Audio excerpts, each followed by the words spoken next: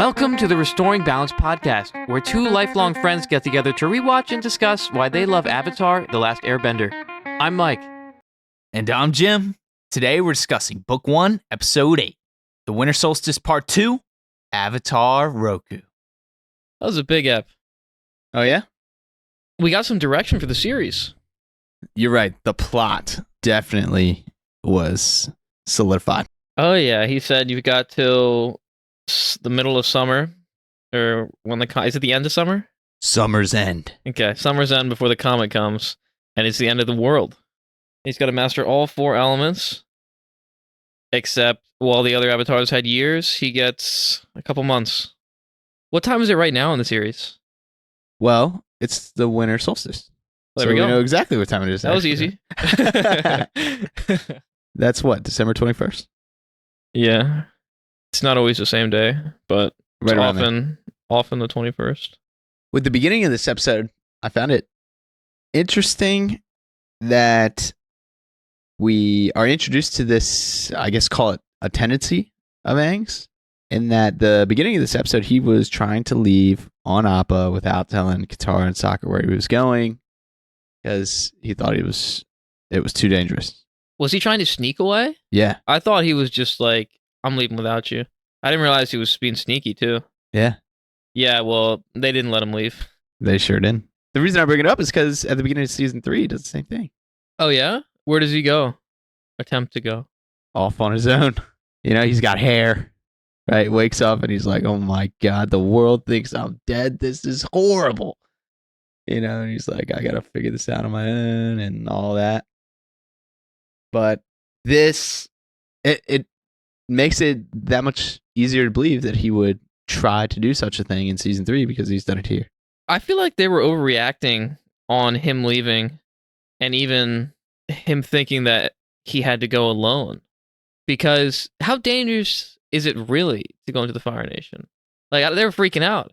Well, I was like, clearly it was pretty dangerous, right? They ran into a blockade. That was crazy. And the episode was like a lot of Fire Nation fighting.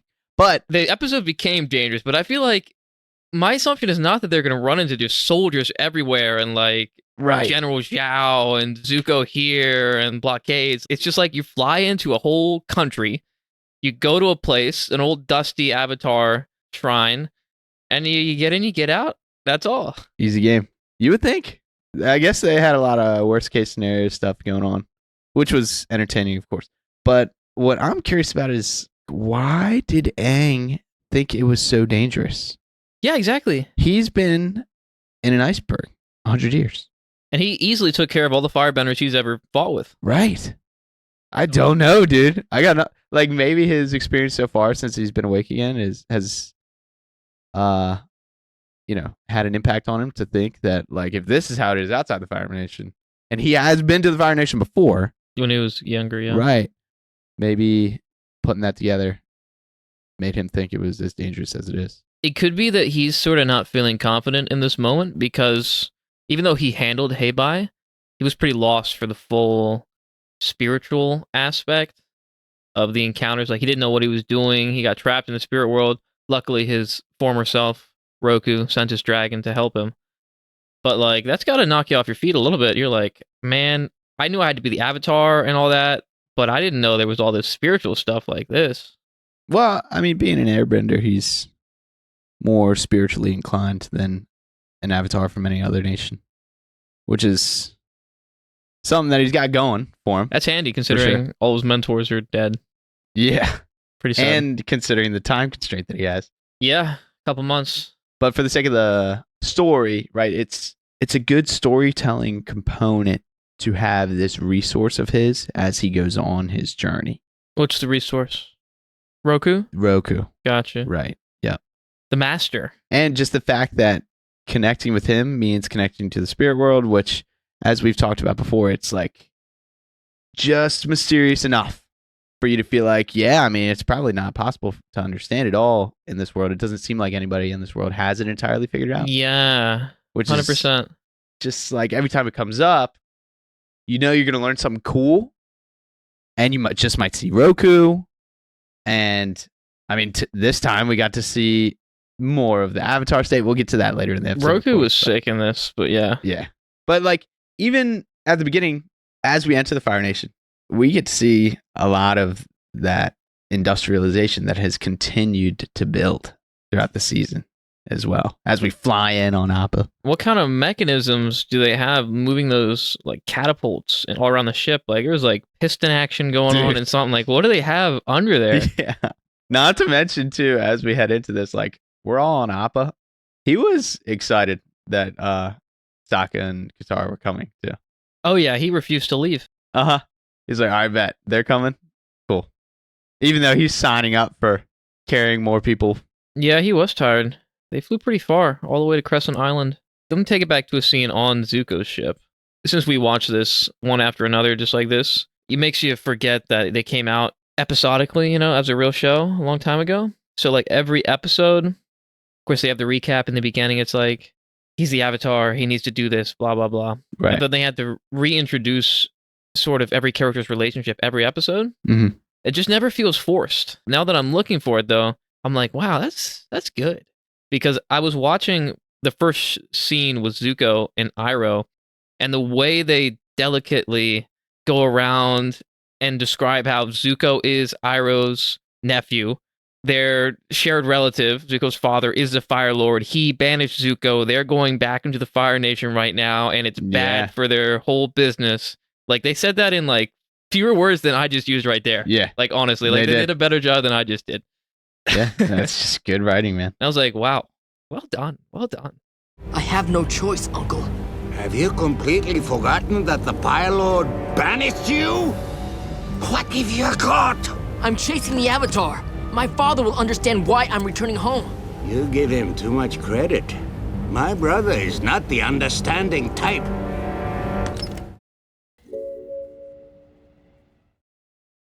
Zuko was given a scene where he's getting to the town that they just left, right? And his freaking boat catches them while they're flying on Appa. He catches them.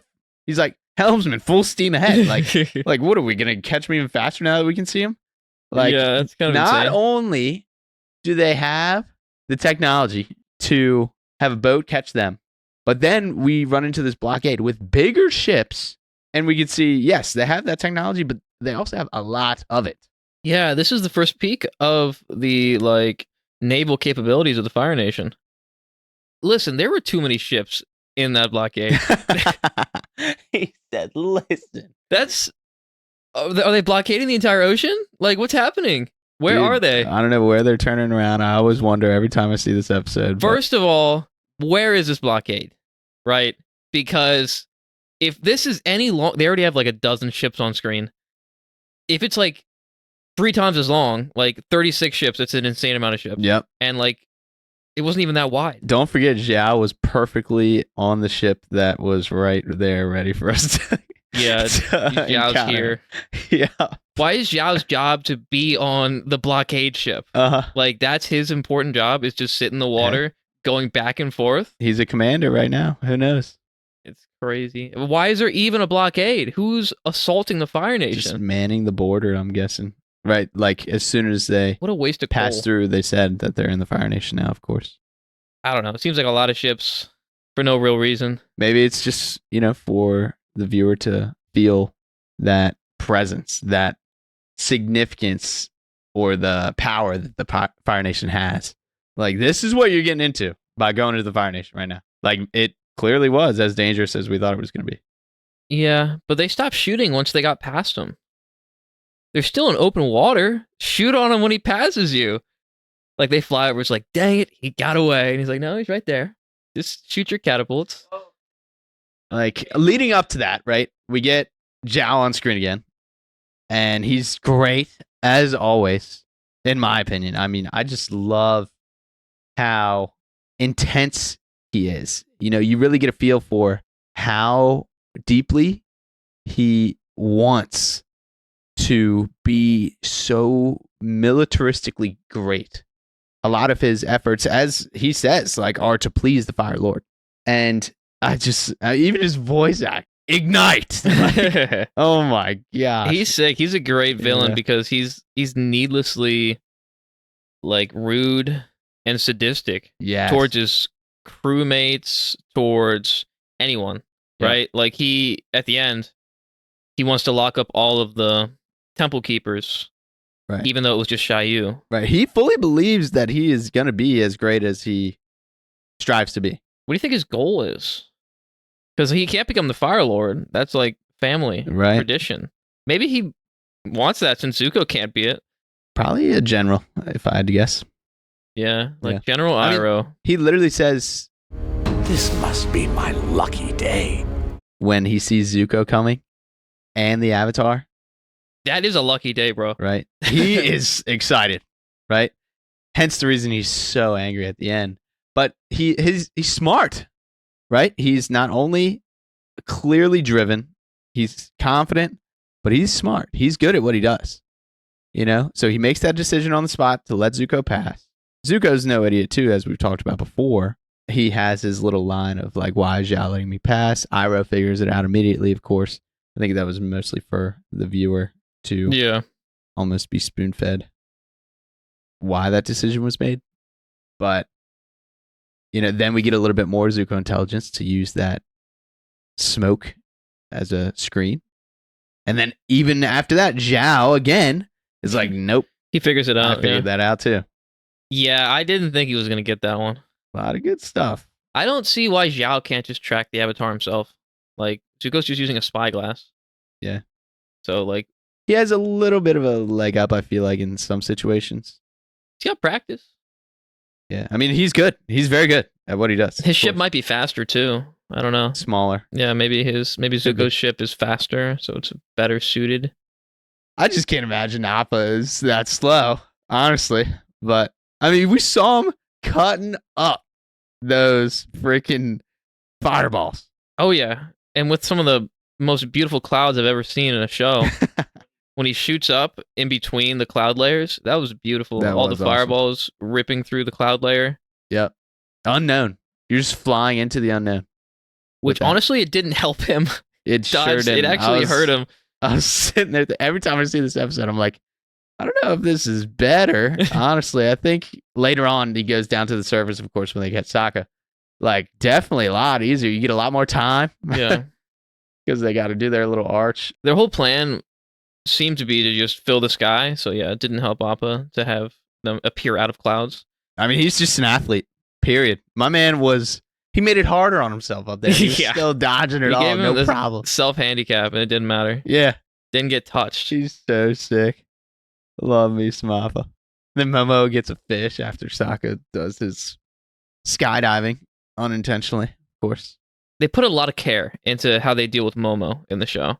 Like, they always take the moment for Katara to smooth his ears, or for a fish to land in his lap, for him to make his little Momo noises. Mm-hmm. And they're such detailed noises. Mm-hmm.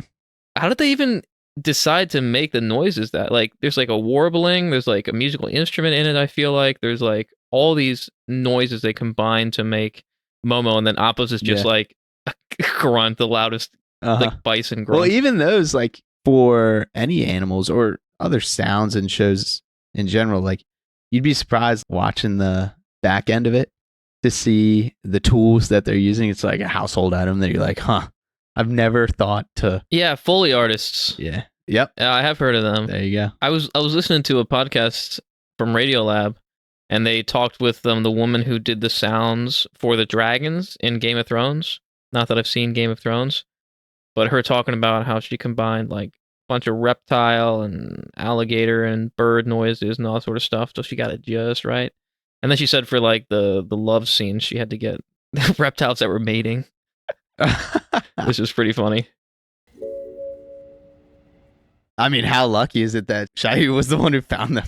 Yeah, he was the one who cornered him after all of it. Yeah. It's funny, you can see from his posture that he was obviously not trying to attack them.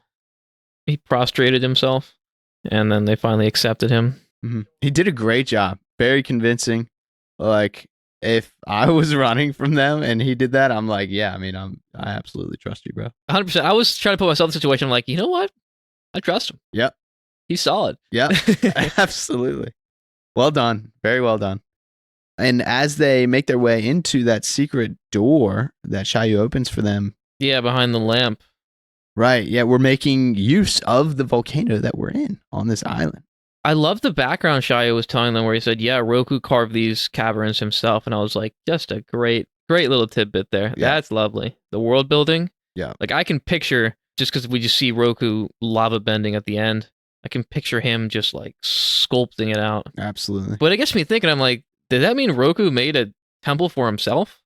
Like what? How he's a little full of himself. No, he's like, I'm gonna make this giant temple for me, actually, and I'll help you build it. Yeah, I wonder. Because there's no other avatars there. It's just a big statue of Roku. Sort of Yeah, weird. I guess so. Not gonna lie, it's kind of weird that he has his own temple he collaborated on. And many generations of fire sages that, keep the temple in order. Yeah, that's a lot. Like, who's paying them? I mean, Fire Nation.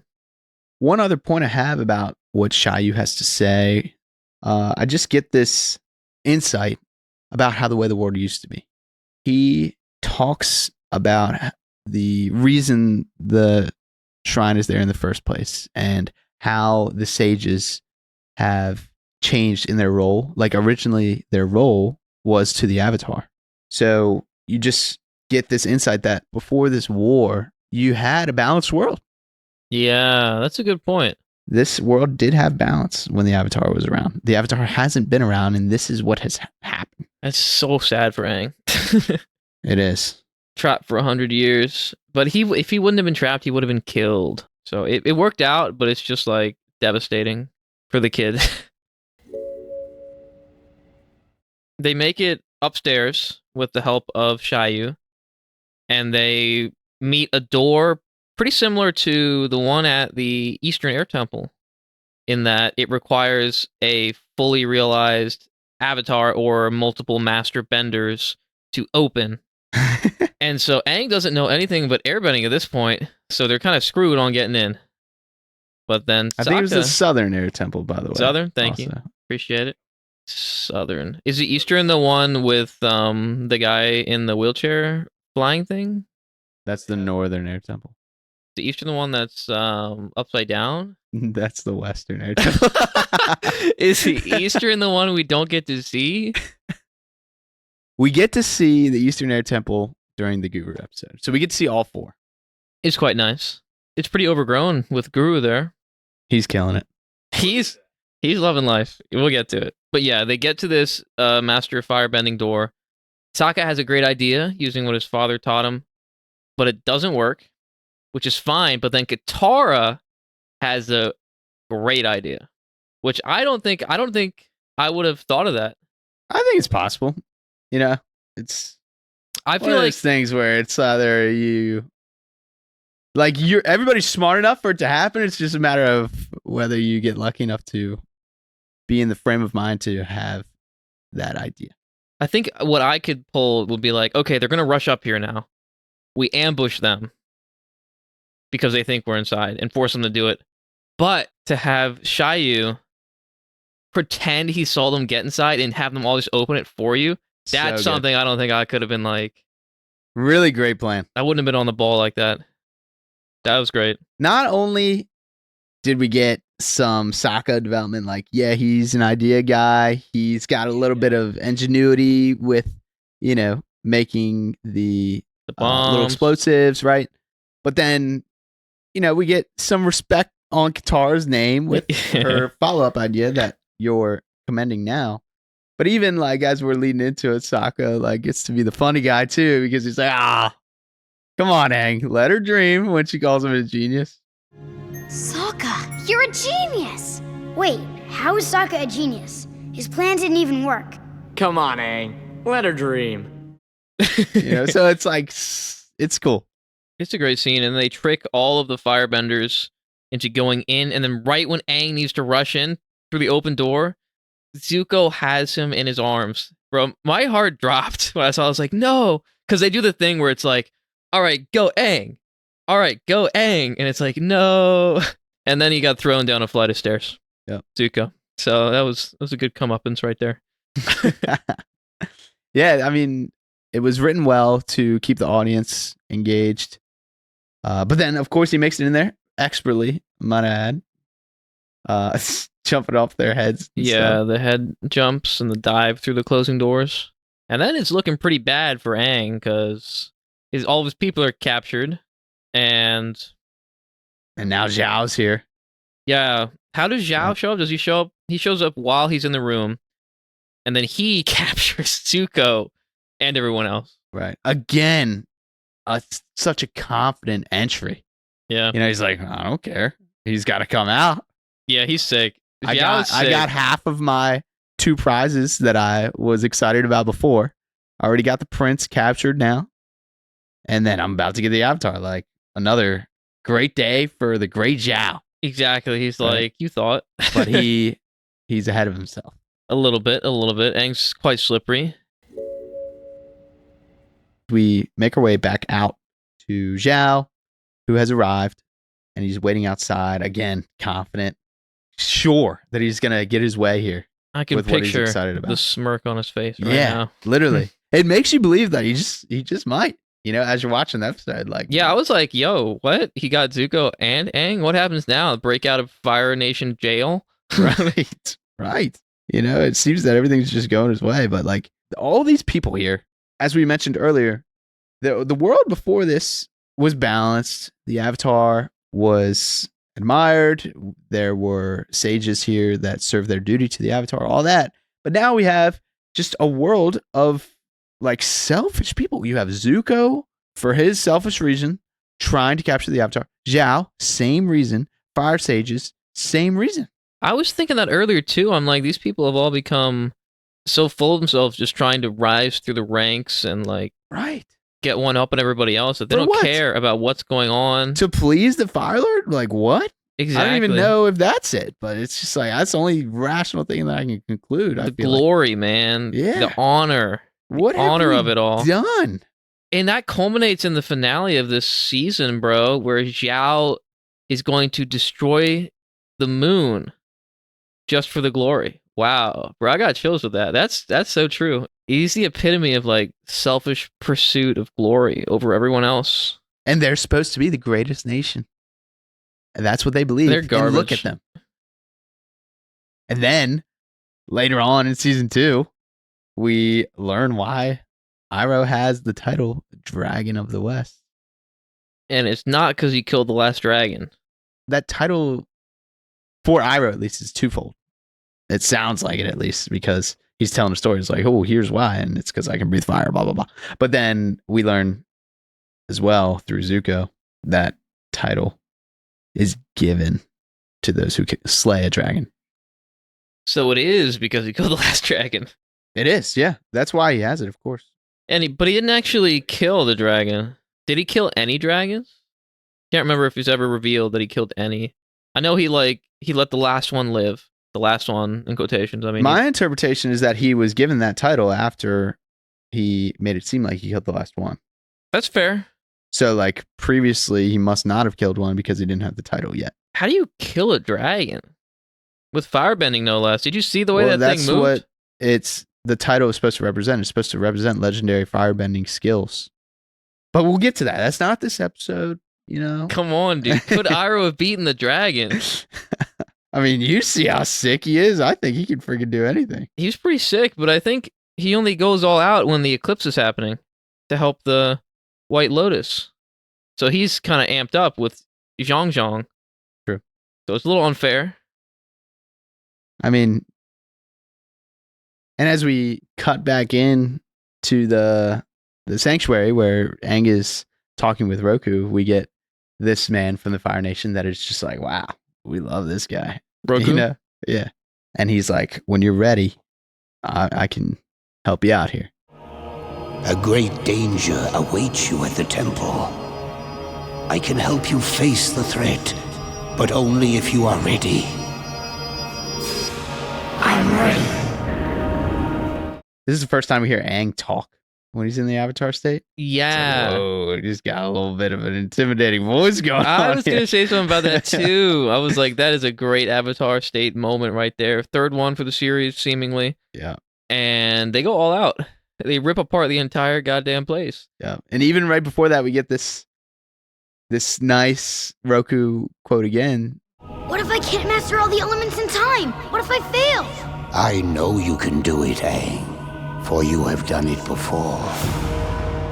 Yeah, that was a good line. All of Roku's So good. lines were fire in this, dude. Pardon the pun. Yeah. Because I was thinking about everything he said. They're all like great. The first thing he says is like, "What took you so long?" He says that line when Aang's unsure. He's like, "You've already done it." Yeah. He says, "Only if you are ready, I can help you deal with everything."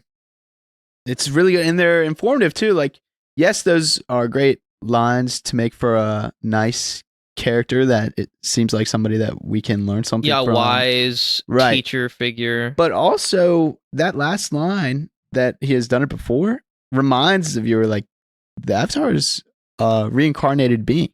Yeah. And they don't mention it directly. It just fits. Yeah, they put trust in their audience that they're like paying attention, understand what's going on, you know? Because some shows will hammer it down way Yep. too hard to be Silver like, platter. well, Aang, don't you remember? I learned it and I'm your previous incarnation, and so surely you can do it. Remember? Don't forget. Do we need another previously on Avatar cutscene here? Yeah, let's just do a mid-roll of previously on Avatar. But then, of course, you know, Aang enters the Avatar state, says he's ready in the Avatar state voice, and we get this music. It shows up a couple times, but the one that stands out to me the most, at least, is it's the Lion Turtles music. Yeah, it's like funky. Right. It's like It's what funky, like draws mysterious Aang out music. into the water, and then is the music again that's playing when he discovers like where he is. This music's intense. Yeah, it brings me back. Honestly, it felt a little out of place for me because I had it so strongly tied to the lion turtle Mhm. that I was like, "What? It'll come up again. Getting funky in here, bro." Yeah. That's what I thought when I heard it. I see. It'll be interesting because no other times are standing out to me right now, but I'm like certain that it happens again. So we'll have to pay attention We'll to look it. out for it. Yeah. We're looking out for a lot of things now that I don't really remember. Yo, I saw Roku when I was looking at Roku. Mhm. He's got the same headdress as the royal family. Oh, that's a thing. I know. I realized when I saw it, I'm like, that's the same one that they put on Zuko. Or, you know, like the whole family, right? It's the special heirloom of the royal family. And then it got me thinking, I was like, but he wasn't part of the royal family. And then I remembered how it was a gift. It was a gift from the Fire Lord. Yeah. So And I was like, wow, that was in here yeah. from the beginning. And you see in the Fire Lord's silhouette shot his headdress as well. Oh, in the same episode too. Yeah. So you can compare. Thought about it like that, you know? Like Mhm. Roku's always wearing it because it was a gift from his dear friend. Yep. Even when they weren't friends anymore. As we make our way into the Avatar state and out of this room, it's a unique presentation of the Avatar state. But this is also the first time that we see the Avatar state happen through another spiritual being Roku. Does that happen again? Yeah, that happens with Kyoshi. Happens with Kyoshi. And that's how the season ends. With the moon. Well, Oh. the moon's the one that needs saving. The moon spirit possesses him at the end. The ocean Tide. spirit does. Ooh, on me. The ocean spirit, Spirit of the tides. Tui and La. Did I get it? It's the moon and ocean spirits. Yes. Not the tide. Not the tides. We'll get to the tides of season 2. What a great introduction that ends up being for Azula. But yes, he combines with ocean spirit, makes his way out into the ocean, of course, and does his Avatar state thing again, right? In an even more powerful capacity. But obviously in this one, you get some like sneaky magical stuff in the chains disintegrating. Yeah, that was kind of sick. He just Right. melted them with a very distinguishing blast. Right. Didn't hurt anyone or singed them, just melted the chains and threw back the bad guys. And this is also where we see lava bending. Yeah, first time lava bender.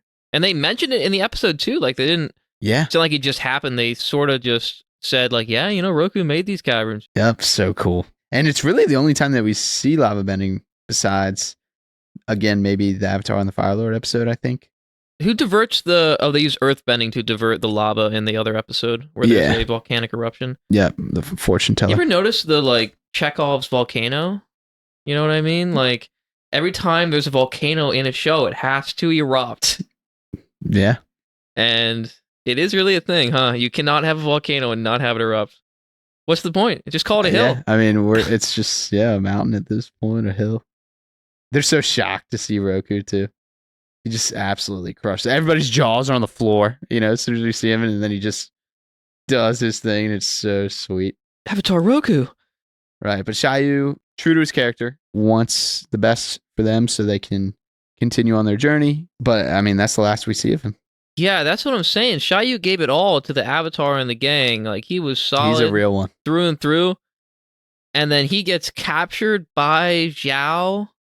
And you're saying we never see him again. I like to think he escapes without being captured because, everybody just flees, including him. Nah, man, they have the final scene where they're on the dock. And Zhao says, I want all these traitors before the Fire Lord. And then they're like, but it was only Shayu. And he's like, I don't care. Save your stories for the Fire Lord. As far as I'm concerned, you are all guilty. Take them to the prison hold. Yeah, he's so pissed because he got neither of his. He got nothing. Things. He got traitors. But yeah, Shayu gets done dirty. They even have multiple episodes where they break people out of prison and they save people who are locked up. Are you sure Shayu's not in there? Crazy. He was solid. Yeah, I don't know. I don't think we see him again. We're on Shayu watch too. Yeah, we'll have to do that too. So yeah, as we close out the episode, we're, making our way into the moon.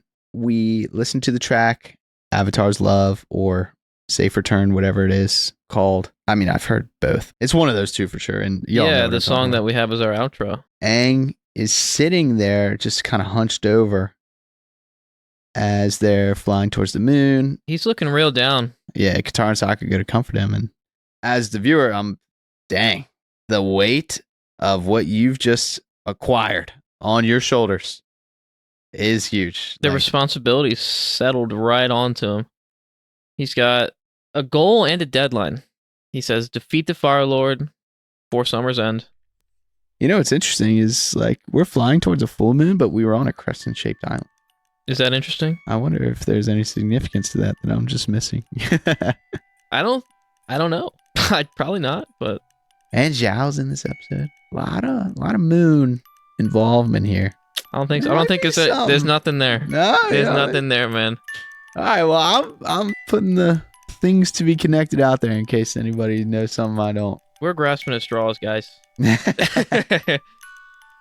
And with that, thank you for listening to the podcast.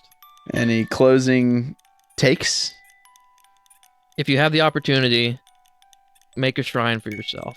I like it.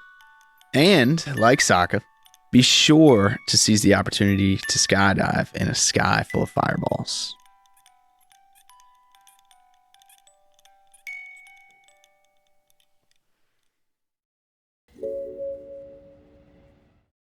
Here, let's take this opportunity to clap really loud.